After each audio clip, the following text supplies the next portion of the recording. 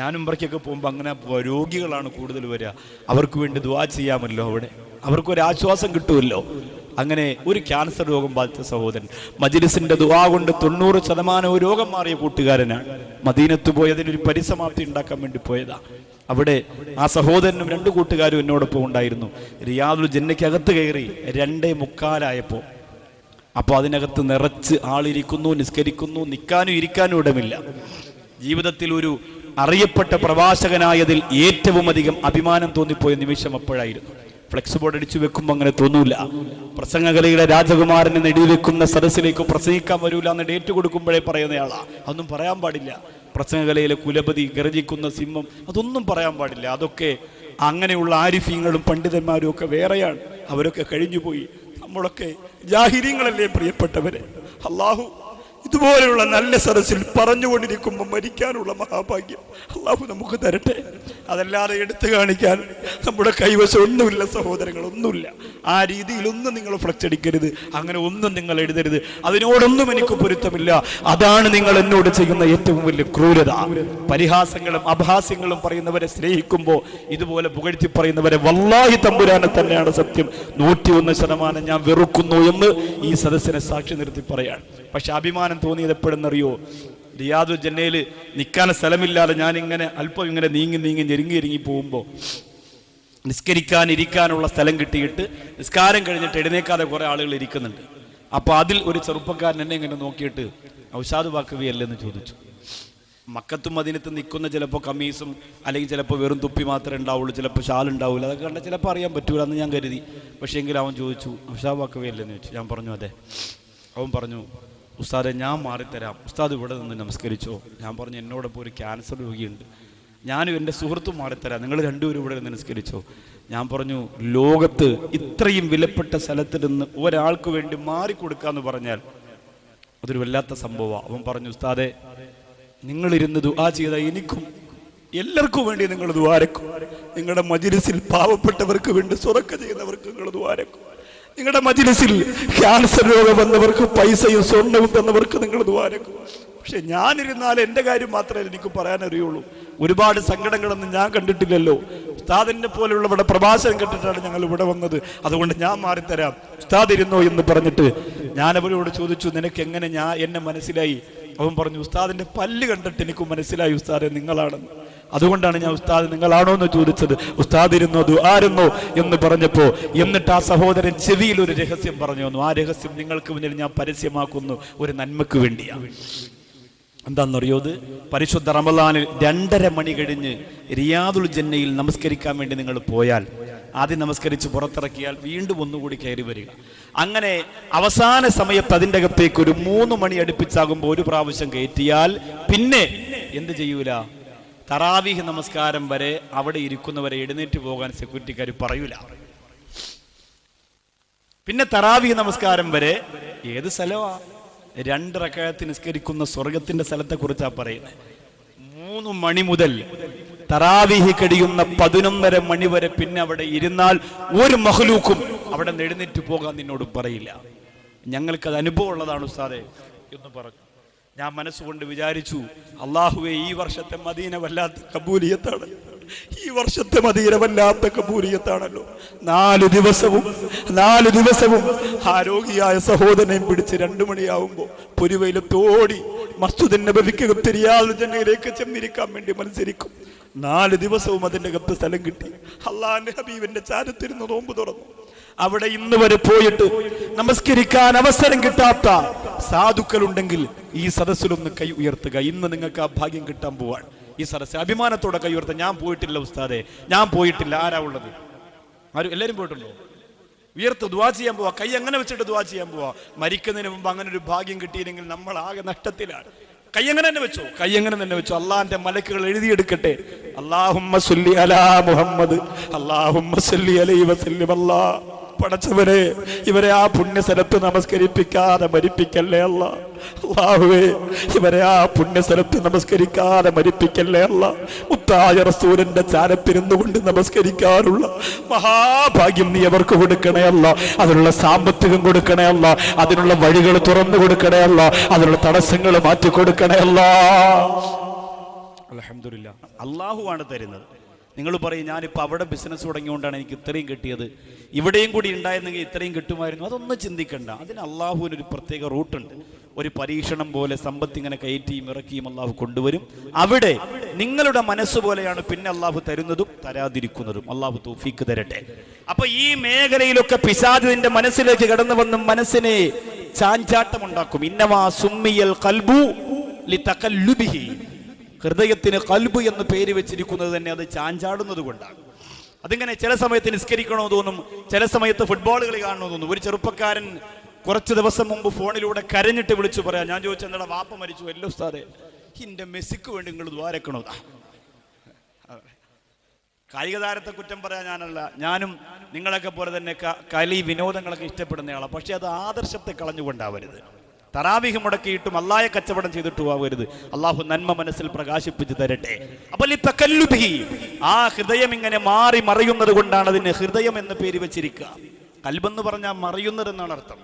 നമ്മുടെ ഹൃദയത്തിനിട്ടിരിക്കുന്ന പേര് കൽബ് എന്നാണ്. മാറി മാറി വരും. ചിലപ്പോൾ നിസ്കരിക്കാൻ തോന്നും, ചിലപ്പോൾ നിസ്കരിക്കാൻ തോന്നില്ല. ചിലപ്പോൾ ഹജ്ജിന് പോകാൻ തോന്നും, ചിലപ്പോൾ സിനിമയ്ക്ക് പോകാൻ തോന്നും. അങ്ങനെയാണ്. ചിലപ്പോൾ സംസം വെള്ളം വേണമെന്ന് തോന്നും, ചിലപ്പോൾ കള്ളു കുപ്പി എടുക്കണമെന്ന് തോന്നും. ഇത് മനുഷ്യന്റെ മനസ്സിങ്ങനെ മാറി മാറി വരും. അതുകൊണ്ട് അതിനെ നിങ്ങൾ സൂക്ഷിച്ചു കൊള്ളുക. ലമ്മത്തും ഫീ ശൈത്താൻ, ഇന്നൽ ശൈത്താന ലമ്മത്തും ഫി ഇബ്നി ആദമ വ ഇന്നലിൽ മലകി ലമ്മത്തും ഫി ഇബ്നി ആദമ. ശൈത്താനും മലക്കിനും നിന്റെ മനസ്സിൽ സ്വാധീനമുണ്ട്. ശൈത്താന്റെ സ്വാധീനമാണ് വരുന്നതെങ്കിൽ അബ്ദുൽ കരീമിനെ മക്കൾ ചെയ്തതുപോലെ മക്കൾ ചെയ്യാൻ ഒരുങ്ങുന്നതാ. ശൈത്താനാണ് മനസ്സിനെ സ്വാധീനിക്കുന്നതെങ്കിൽ ദുഷ്ടത്തരങ്ങൾ കുഷ്ടത്തരങ്ങൾ മനസ്സിന്റെ അകത്ത് കടന്നു വരുമ്പോ അബ്ദുൽ കരീം എന്ന് പറയുന്ന വ്യവസായ പ്രമുഖനായ സഹോദരന്റെ കഴുത്തിൽ കത്തിവെച്ചതാരാ? ശത്രുക്കളല്ല, ശത്രുക്കളല്ല, ബിസിനസ്സിലുള്ള അസൂയാലുക്കളല്ല. പിന്നെ ആരാ? പ്രിയപ്പെട്ടവര്, നിങ്ങൾ പത്രമാധ്യമങ്ങളിലൂടെ അറിഞ്ഞവരല്ലേ? അബ്ദുൽ കരീം എന്ന് പറയുന്ന പ്രിയപ്പെട്ട പിതാവിന്റെ കഴുത്തിൽ കത്തിവെച്ചത് ആ പ്രിയപ്പെട്ട സഹോദരന്റെ 2 മക്കളാ. ആ സഹോദരന്റെ 2 മക്കളാ. ഭക്ഷണം കൊടുത്താ, സ്നേഹം കൊടുത്താ, വളർത്തിക്കൊണ്ടുവന്ന ആ പ്രിയപ്പെട്ട മക്കള് പ്രിയപ്പെട്ട ഉപ്പായെ കൊന്നൊടുക്കിയത് എന്തിനെന്നറിയോ? ഉപ്പ 2ാമത് വിവാഹം കഴിച്ചപ്പോ ആ പ്രിയപ്പെട്ട ഭാര്യയിലൂടെ നമുക്ക് അവകാശപ്പെട്ട സ്വത്ത് നഷ്ടപ്പെട്ടു പോകുമോ എന്ന് പേടിച്ചിട്ട്, സ്വത്ത് നഷ്ടപ്പെട്ടു പോകുമോ എന്ന് പേടിച്ചിട്ട് ആ മക്കൾ തന്നെ വാപ്പാടെ കഴുത്തിൽ കത്തിവെച്ചില്ലേ? അത് ഇബ്ലീസ് മനസ്സിന്റെ അകത്ത് കടന്നു വരുമ്പോഴാ. കണ്ടില്ലേ ഫലസ്തീന്റെ അവസ്ഥ എന്തോ? ഗാസാ തെരുവിന്റെ ചുടുനിണമണഞ്ഞു കിടക്കുന്ന മണൽപ്പരപ്പിന്റെ അവസ്ഥ എന്താ? അല്ലാഹുവേ, ഞാൻ ഫലസ്തീനിൽ പോയിരുന്നതാ, മസ്ജിദുൽ അഖ്സയിൽ പോയിരുന്നതാ. എന്റെ പ്രിയപ്പെട്ട സഹോദരൻ അന്തുവള്ളം റോഡ് ഉൾപ്പെടെ എന്റെ മുമ്പിൽ ഇരിക്കുന്ന ആശിഖ് ഉൾപ്പെടെ ഒരുപാട് സഹോദരങ്ങൾ ഉണ്ടായിരുന്നു പോകാൻ. ആ ഫലസ്തീനിലേക്ക് ചെന്നപ്പോ വല്ലാത്ത അത്ഭുതം തോന്നിപ്പോയി. അല്ലാഹുവേ, മസ്ജിദുൽ അഖ്സയെ നീ മോചിപ്പിക്കണേ അല്ലാ, മസ്ജിദുൽ അഖ്സയെ നീ മോചിപ്പിക്കണേ അല്ലാ. പടച്ചവനെ, സൗദി അറേബ്യയിലെ പ്രിയപ്പെട്ട ഇമാമിങ്ങൾ 27-ാം രാവിലെ നെഞ്ചുപൊട്ടി ദുആ ചെയ്യുന്നത് എന്തിനെന്നറിയോ? മരിക്കുന്നതിന് മുമ്പ് മസ്ജിദുൽ അഖ്സയിൽ 2 റകഅത്ത് നമസ്കരിക്കാൻ ഞങ്ങൾക്ക് ഭാഗ്യം തരണേ അല്ലാ. അവർക്ക് അവിടെ പോകാൻ കഴിയില്ല. സൗദി പൗരന്മാർ ഫലസ്തീനിന്റെ ബൗണ്ടറി കടക്കാൻ അവർ സമ്മതിക്കില്ല. ആ സെക്കൻഡിൽ അവർ വെടിവെച്ചു കൊല്ലാൻ തീരുമാനിച്ചിരിക്കുകയാണ്. അവിടെയാണ് പാവപ്പെട്ട ഞങ്ങൾ പോയത്, അവിടെയാണ് പാവപ്പെട്ട ഞങ്ങൾ പോയത്. അല്ലാഹുവേ, ഫലസ്തീനിന്റെ തെരുവോരത്ത് അവിടുത്തെ കണ്ണീര് കാണാൻ വേണ്ടി നടക്കുമ്പോ ആപ്പിള് പോലിരിക്കുന്ന റോസാ പുഷ്പം പോലിരിക്കുന്ന ഫലസ്തീന്റെ മക്കളെ കണ്ടു, ചോര തുളുമ്പി നിൽക്കുന്ന കുഞ്ഞു മക്കളെ കണ്ടു. അവര് വന്നിട്ട് ഞങ്ങളോടൊപ്പം വന്നവരോട് ഇങ്ങനെ കൈ നീട്ടുകയാണ്. വിശക്കുകയാണ് ബാബാ, വിശക്കുകയാണ് ബാബാ എന്ന് പറഞ്ഞ് കൈ നീട്ടുമ്പോ ഇസ്രായേലി പട്ടാളക്കാരുടെ ക്രൂരമായ നരഹത്യക്ക് വിധേയമായിട്ട് ഒരു ഭാഗത്തേക്ക് വലിച്ചെറിയപ്പെട്ട പാവപ്പെട്ട മക്കളായിരുന്നു അവര്. അവിടെ എന്നോടൊപ്പം വന്നവരെ ഞാൻ കൊണ്ടുപോയത് എവിടെയാണ്? ഫലസ്തീനിലെ അഭയാർത്ഥി ക്യാമ്പിലേക്കാണ്. സുബ്ഹാനല്ലാഹ്. ഒരു നേരത്തെ ഭക്ഷണത്തിന് വേണ്ടി പൊട്ടിക്കരയുന്നവർക്ക് വേണ്ടി പാചകം ചെയ്യാനൊന്നുമില്ലാതെ വിഷമിക്കുമ്പോ എന്നോടൊപ്പം വന്നവരോട് ഞാൻ പറഞ്ഞു, നിങ്ങളുടെ കയ്യിലുള്ള കാശ് എടുക്കുക, എന്നിട്ട് ഫലസ്തീനിലെ പാവപ്പെട്ടവർക്ക് ഒരു നേരത്തെ ബിരിയാണിക്കുള്ള കാശ് കൊടുക്കാമല്ലോ. നമ്മുടെ നാട്ടിൽ നമ്മുടെ മക്കൾക്ക് വേണ്ടി ബിരിയാണി വെച്ചിട്ട് ചെമ്പ് കണക്കിന് കൊണ്ടുവന്ന് മണ്ണുകൊപ്പിയിട്ട് കുഴിച്ചു മൂടുന്ന സമ്പന്നവർഗോ കോടിക്കണക്കിന് രൂപ കാസർഗോഡ് ജില്ലയുടെ കല്യാണം 50 കോടി മുടക്കാതെ കല്യാണമുണ്ടോ കാസർഗോഡുകാരോ? പൊന്നുപോലെ ശരീരം നിറച്ചു സ്വർണം തൂക്കാതെ കല്യാണമുണ്ടോ? അങ്ങനെ മുടക്കിയിട്ട് എത്ര ബിരിയാണിയാ കുടിച്ചു കൂടുന്നത്, എത്ര ആഡംബരമാ ജീവിതത്തിലൂടെ കാണിക്കുന്നത്. ആ വന്നവരോട് പറഞ്ഞു, നിങ്ങൾ കാശെടുക്കുക. ആ കാശെടുത്തിട്ട് പാവപ്പെട്ട ഫലസ്തീനിന്റെ പിഞ്ചു മക്കൾക്ക് ഭക്ഷണം വെച്ചു കൊടുക്കുക. അവിടെ കാശ് കൊടുത്ത് എഴുതി ഒപ്പിടുമ്പോ ഒരു സഹോദരൻ ഫോട്ടോ എടുത്ത് ഫേസ്ബുക്കിൽ ഇടുകയാണ്. നൗഷാദ് വാക്കവി ഫലസ്തീനിലെ പാവപ്പെട്ടവർക്ക് പൈസ പിരിച്ചു കൊടുക്കുകയാ. അതിന്റെ ഇടയിൽ കമന്റ് എഴുതിയത് എന്തെന്നറിയോ? സങ്കടമുണ്ട് ചെറുപ്പക്കാരാ, സങ്കടമുണ്ട് ചെറുപ്പക്കാരാ, ഒരു നന്മയും നിനക്ക് സ്വീകരിക്കാൻ കഴിയുന്നില്ലല്ലോ, ഒരു നന്മയും നിനക്ക് സ്വീകരിക്കാൻ കഴിയുന്നില്ലല്ലോ. ചില മണ്ടന്മാർ ഇതിന്റെ താഴെ കമന്റ് എഴുതിയതായി ചെറുപ്പക്കാർ വിളിച്ചു പറഞ്ഞതെന്തെന്നറിയോ? നൗഷാദ് വാക്കവി ഫലസ്തീനിൽ പോയും പൈസ പിരിക്കുകയാണോ? അവിടുത്തെ പാവപ്പെട്ട മക്കൾക്ക് പൈസ കൊടുക്കുന്നത് ഫോട്ടോ എടുത്ത് ഫേസ്ബുക്കിൽ ഇട്ടിട്ട് ആളാവുകയാണോ? അല്ലാഹുവേ, ഒരു നന്മയും ചെയ്യാൻ കേരളത്തിന്റെ ചെറുപ്പക്കാർ അനുവദിക്കുന്നില്ല, ഒരു നന്മയും ചെയ്യാൻ സമ്മതിക്കുന്നില്ല. പരിഹാസത്തിന്റെ കൂരമ്പങ്ങളെ ഇത് വിടുമ്പോ പലരൂല ചെറുപ്പക്കാരോ, പലരൂല ചെറുപ്പക്കാരോ, എവിടെ നിന്നൊക്കെ ഏതൊക്കെ കോലത്തിന് രൂപത്തിലും ഭാവത്തിലോ ഒളിഞ്ഞും തെളിഞ്ഞും നിങ്ങൾ ആക്രമിച്ചു പോയാലും പലരൂല ചെറുപ്പക്കാരാ. കാരണം എന്തെന്നറിയോ? എന്റെ മനസ്സിന്റെ കത്ത് കുടികൊള്ളുന്നത് കണ്ണിയത്ത് ഉസ്താദാ, എന്റെ മനസ്സിന്റെ കത്ത് നിറഞ്ഞു നിൽക്കുന്നത് കാളമ്പാടി ഉസ്താദാ, എനിക്ക് നേതൃത്വം തരുന്നത് പാണക്കാട് തങ്ങന്മാരാ, എന്നെ സ്നേഹിക്കുന്നത് പാറന്നൂർ ഉസ്താദിനെ പോലുള്ള ഗുരുവര്യന്മാരാ. അതുകൊണ്ട് ഏതൊക്കെ സോഷ്യൽ മീഡിയ ഉപയോഗിച്ചുകൊണ്ട് ഏറ്റവും വലിയ നരകത്തേക്ക് വേണ്ടി നിങ്ങൾ ഒരുങ്ങി വന്നാലും എന്റെ ചെറുപ്പക്കാരാ, നൗഷാദ് വാക്കവി തളരുമെന്ന് നീ മോഹിക്കണ്ട പൊന്നുമോനെ. ഞാൻ പറഞ്ഞു വരുന്നത് ഫലസ്തീന്റെ രംഗമാണ്. സുബ്ഹാനല്ലാഹ്, പത്രത്തിലൂടെ കണ്ടില്ലേ 2.5 വയസ്സുള്ള മൗറൂഫ, 2.5 വയസ്സുള്ള മൗറൂഫ, 2.5 വയസ്സുള്ള മൗറൂഫ എന്ന പൊന്നുമോള് അല്ലാഹുവേ കൈയെടുത്ത് ഇങ്ങനെ വെച്ചിരിക്കുകയാണ്. കൈ വെട്ടിയെരുന്നതിങ്ങനെ തൂങ്ങിക്കിടക്കുകയാണ്, കാൽ വെട്ടിയെരുന്നതിങ്ങനെ തൂങ്ങിക്കിടക്കുകയാണ്.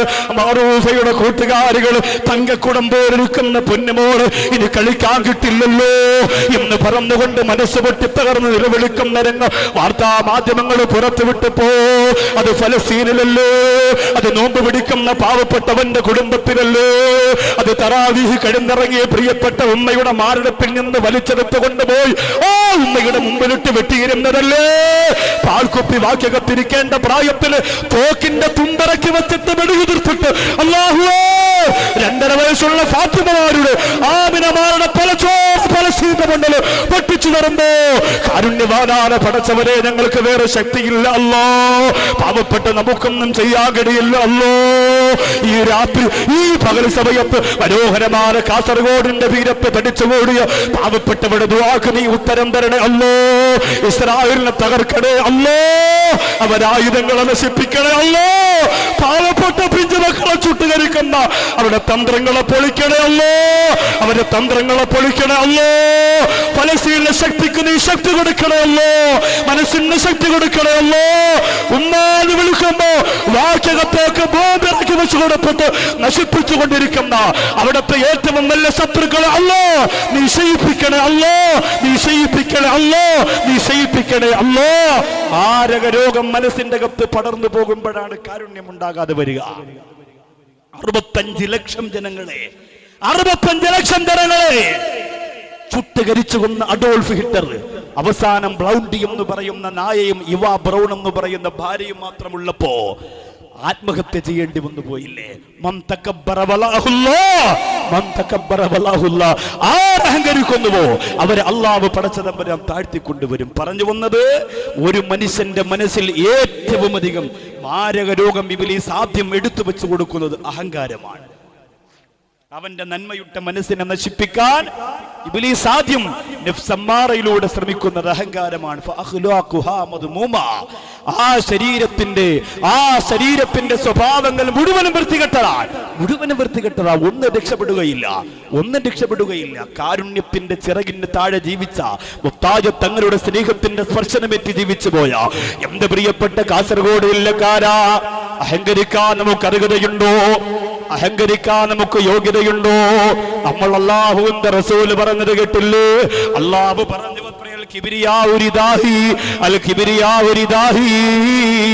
അഹങ്കാരം എന്ന് പറയുന്നത് എന്റെ തട്ടമാണെന്ന് അല്ലാഹു പറയുന്നുവത്രേ. അഹങ്കാരമെന്ന് പറയുന്നത് എന്റെ തട്ടമാണ്.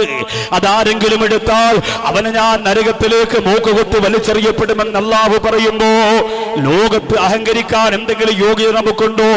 നിങ്ങൾ പറയും ഉസ്താദ് എനിക്ക് അവിടെ ബിൽഡിംഗ് ഉണ്ട്, ഇവിടെ ബിൽഡിംഗ് ഉണ്ട്, അവിടെ പ്രസ്ഥാനമുണ്ട്, ഒരു മാസത്തിൽ 1 കോടിയും 2 കോടിയും ലാഭം വരുന്ന ദുബായിലെ ബിസിനസ് ഉണ്ട്.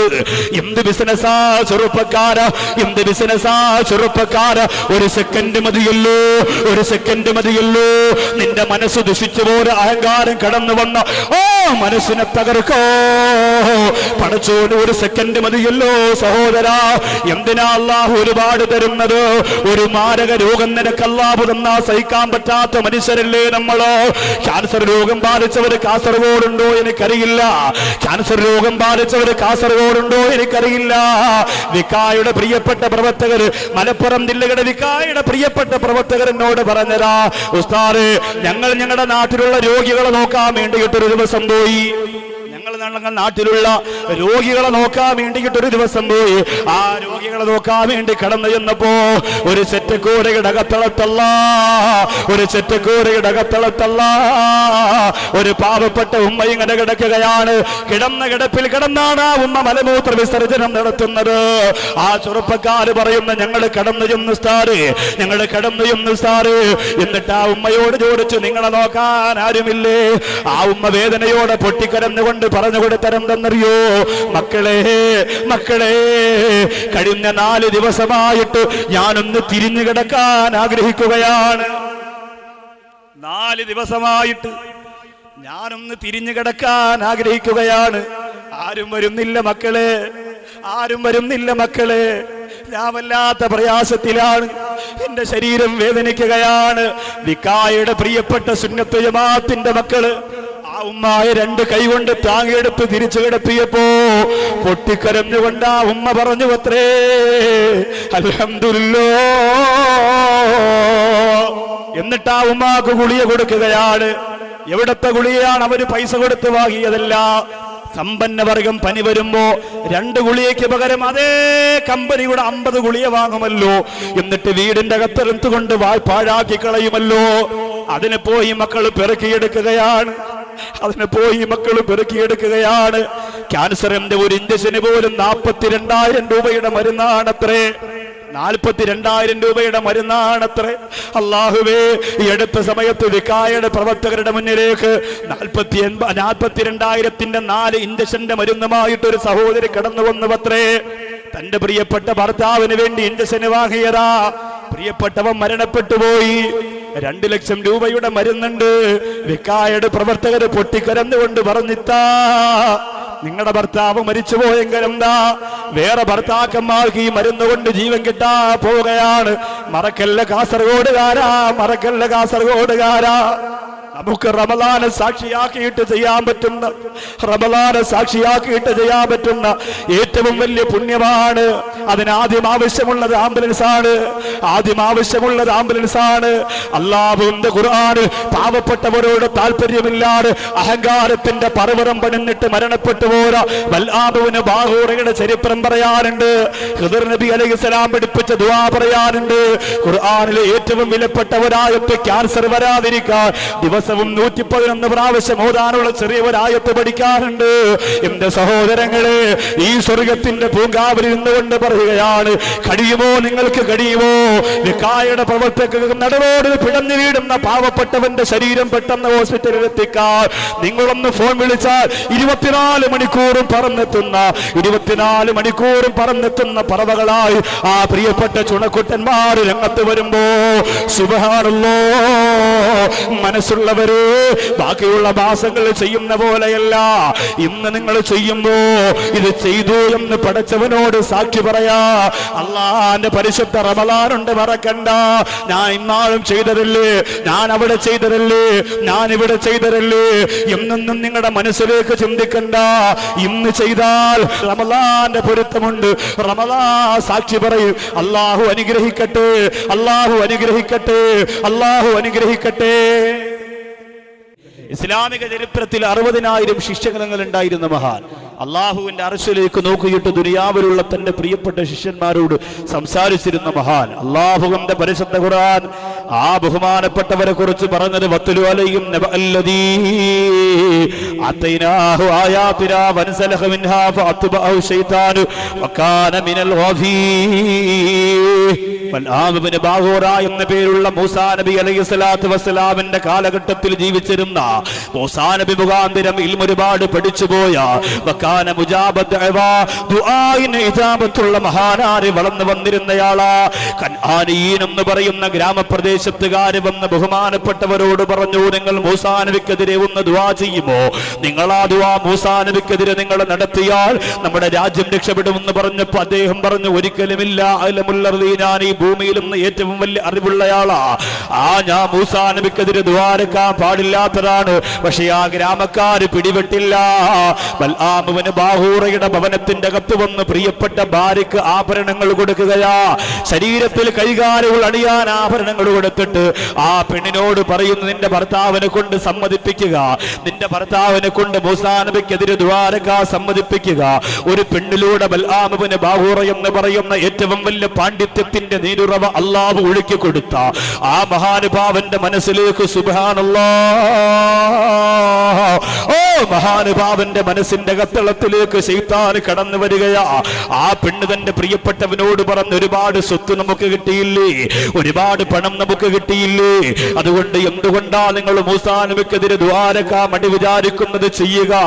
ആ സമയത്ത് ഇബ്ലീസ് വന്ന് ബൽആമിബ്നു ബാഹൂറയുടെ മനസ്സിൽ ഇങ്ങനെ കൊട്ടുകയാ, അല്ലാഹു അമി ശൈത്താൻ ദുനിയാ അവിൽ ആഖിറ അൽമാലു അവിൽ മൂസാ. ആരെയാ തിരഞ്ഞെടുക്കേണ്ടത്? ദുനിയാവ് വേണോ, ആഖിറം വേണോ, സ്വത്ത് വേണോ, മൂസാ നബി വേണോ, അല്ലാഹു വേണോ, പദവി വേണോ?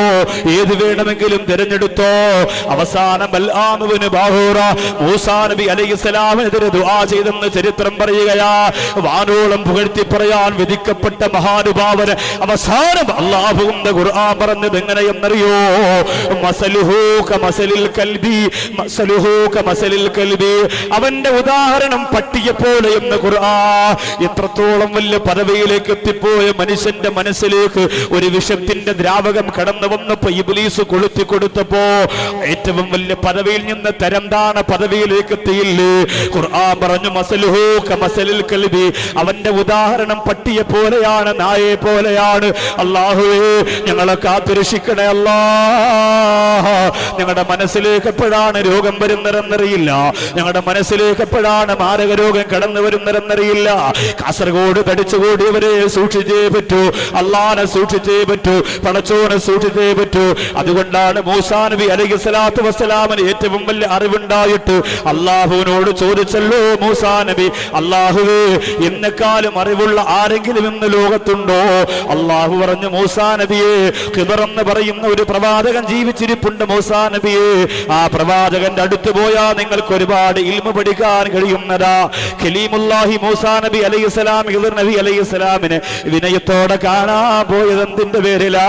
ആ മനസ്സിലേക്ക് മാരക രോഗങ്ങൾ കടന്നു വന്ന പ്രവാചകനാണെങ്കിൽ പോലും അള്ളാന്റെ പൊരുത്തക്കേട് കിട്ടുമെന്ന് ഭയന്നു പോയിട്ടാ. അതുകൊണ്ടാണ് ഖിദർ നബി അലൈഹിസ്സലാമിനെ കാണാൻ പോയത്. ലോകത്ത് ജീവിച്ചിരിക്കുന്ന പ്രവാചകന്മാര് 4 പേരാണ്, ജീവിച്ചിരിക്കുന്ന പ്രവാചകന്മാര് 4 പേരാണ്. ആകാശത്ത് 2 പ്രവാചകന്മാരുണ്ട്, ഭൂമിയിൽ 2 പ്രവാചകന്മാരുണ്ട്. ആകാശത്ത് ജീവിച്ചിരിക്കുന്ന പ്രവാചകന്മാർ ഒന്ന് ഈസാ നബിയും മറ്റൊന്ന് ഇദ്രീസ് നബിയും. ഭൂമിയിൽ ജീവിച്ചിരിക്കുന്ന 2 പ്രവാചകന്മാർ ഒന്ന് ഖിദർ നബി അലൈഹിസ്സലാമും ഇല്യാസ് നബി അലൈഹിസ്സലാമും. ഈ ഇല്യാസ് നബി അലൈഹിസ്സലാമും ഖിദർ നബി അലൈഹിസ്സലാമും എല്ലാ വർഷവും പരിശുദ്ധ ഹജ്ജ് കർമ്മത്തിന് മക്കത്തുണ്ടാകും എന്ന് മഹാന്മാര് പറയുന്നു. ഖിദർ നബി അലൈഹിസ്സലാമിന് ദീർഘായുസ് കിട്ടുന്നതിന് ഒരു പ്രത്യേക കാരണമൊക്കെ ഉണ്ട്, അതൊന്നും പറയാനുള്ള നേരം നമുക്കില്ല.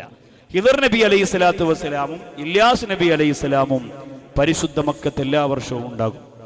ബഹുമാനപ്പെട്ട അബ്ദുല്ലാഹി ബിൻ അബ്ബാസ് റളിയല്ലാഹു അൻഹു പറയുന്നു, ഖിദർ നബി അലൈഹിസ്സലാം ഇല്യാസ് നബി അലൈഹിസ്സലാത്തു വസ്സലാമിന് ഹജ്ജിന്റെ അമലുകൾ കഴിഞ്ഞിട്ട് മുടി വെട്ടിക്കൊടുക്കുമത്രേ. ഉംറ ചെയ്താലും ഹജ്ജ് ചെയ്താലും മുടി തലയിൽ നിന്ന് വെട്ടിമാറ്റണമല്ലോ. അപ്പൊ അങ്ങനെ വെട്ടിക്കൊടുക്കുമ്പോ ഖിദർ നബി അലൈഹിസ്സലാം ഒരു ദിക്ർ പറയും, ഒരു ദുആ പറയും.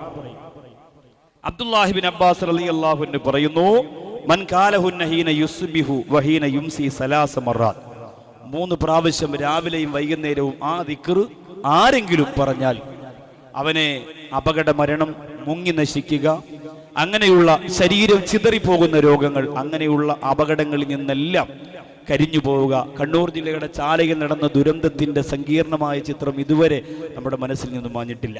അപ്പൊ ഇങ്ങനെയൊക്കെയുള്ള രംഗങ്ങൾ വരാതെ അള്ളാഹു കാത്തു സൂക്ഷിക്കുമെന്ന് ബഹുമാനപ്പെട്ട അബ്ദുല്ലാഹിബ്നു അബ്ബാസ് റളിയല്ലാഹു തആല അൻഹു പറഞ്ഞതായി ഹദീസുകളിൽ കാണാം. അപ്പോ ആ ദിക്ർ ഇൻഷാ അല്ലാഹ് പറഞ്ഞു തരും. എന്നിട്ട് വളരെ വേദനയോടെ പരിശുദ്ധ ഖുർആൻ, എപ്പോഴും ആശ്വാസവും ആനന്ദവും നമുക്ക് ഖുർആനാണ്, എപ്പോഴും നമുക്ക് തണലായി വരുന്നത് നമ്മുടെ പരിശുദ്ധ ഖുർആനാണ്. സൂറത്ത് യാസീനിലെ ഒരു ചെറിയ ആയത്ത്, ആ ആയത്ത് 111 പ്രാവശ്യം മഹാന്മാരായ ഇന്ന് ജീവിച്ചിരിക്കുന്ന സൂഫിയാക്കളൊക്കെ പറയുന്നത് അത് 111 പ്രാവശ്യം ഒരു ദിവസം ഒരാൾ ഓതിയാൽ മാരക രോഗത്തിന്റെ അണുക്കൾ അവന്റെ ശരീരത്തിൽ കടന്നു വരൂല എന്നാണ്. അപ്പൊ മക്കളെ കൊണ്ട്, ഭാര്യയെ കൊണ്ട് നിങ്ങളും അത് ഇൻഷാ അല്ലാഹ് ചൊല്ലണം. ഇത് രണ്ടും നമ്മൾ പഠിക്കാൻ പോവാണ്. നമുക്ക് ഖുർആൻ ഒരു വലിയ ആശ്വാസമാണ്, ഖുർആൻ നമുക്കൊരു വലിയ ആനന്ദമാണ്, ഖുർആൻ നമുക്കൊരു വലിയ ആഹ്ലാദമാണ്. ഖുർആൻ ഇറങ്ങിയ മാസമാണ് പരിശുദ്ധ റമദാൻ.